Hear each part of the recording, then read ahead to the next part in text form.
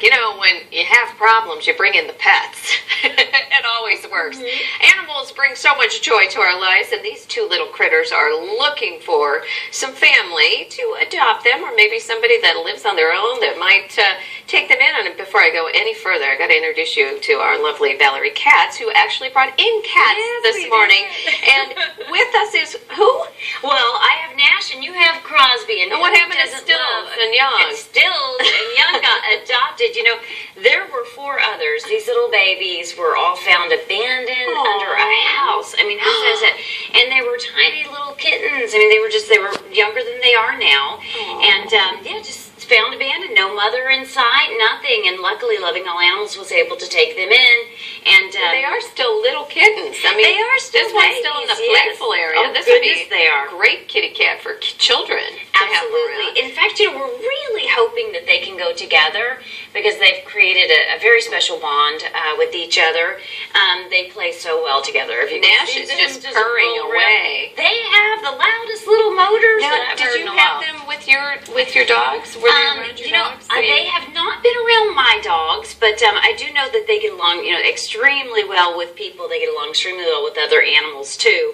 And they're just going to make a wonderful addition to anyone's home. And again, you know, their story is just pretty amazing. I've not seen a cat do that. I've seen dogs do that, but he is chewing on your fingers. Yeah, you know, it doesn't hurt. He's just wanting to play. He's just like, come on, give me those fingers. I just want to play with you. But yeah, they're just absolutely adorable and sweet. And again, you know, the other 4 that were found under the house with them, they are all in loving homes now. And we really want to find these babies a permanent home for these babies. They've been vet checked and they are good and ready to go. And like you said, nice and warm in this cold one of those little feather toys for them to play with, because you can tell this one's rip roaring and ready to go. What's going on with Loving All Animals? Well, mostly what we wanted to talk with you guys about is the foster program that we have.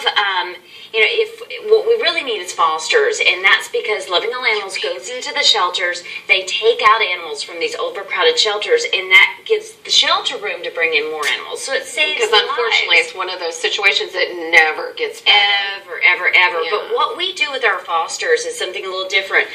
Loving All Animals will provide the food. They'll provide the collars, the leashes. You see, now you're talking. Yeah, and the training too. So if you're sitting there at home thinking, you know, maybe I'll do it, but I don't know what to do with a dog. I haven't had a lot of experience with it. They will train you. They'll supply the food. They will do everything they can. When you say they'll train you, what's involved? Well, maybe you haven't really been around dogs and you're not sure what to do. Or that you're a cat person, perhaps, and have never had a dog. You're thinking maybe. Yeah, they'll just help you socialize the animal too, because some of the animals come out of the shelter scared, obviously, you know, and they'll help you and make that animal calm and ready for a new home. Because I've said this before, my little girl that I adopted, you know, from Loving All Animals, when I first got her, she was petrified of everything. Now she runs the house. Right. Now she's the boss. They tend to do that, don't they? A very.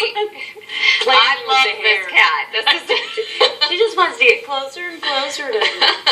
So yeah, we have all of our programs listed online. You can find out at lovingallanimals.org. Look at you. Did you get that on camera? A hairball from me.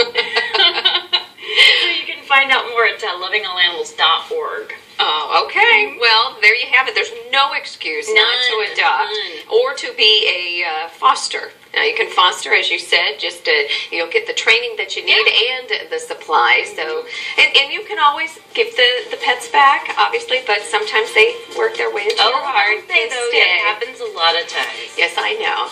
Well, anyway, we thank you very much, Valerie Kattz. We thank our cats very much, Crosby and Nash. And now we need to talk to meteorologist Rob Bradley. Well, October is